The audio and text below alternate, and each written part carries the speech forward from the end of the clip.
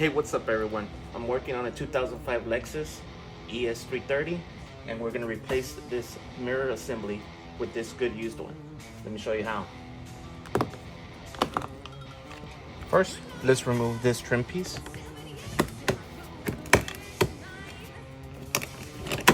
Now we have access to the screw.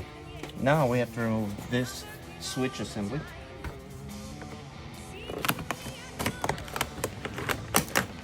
Okay, we're removing this screw.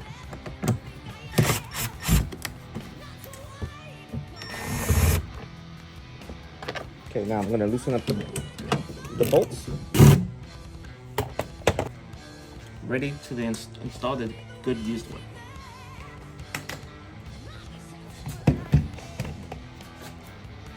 Mirror install.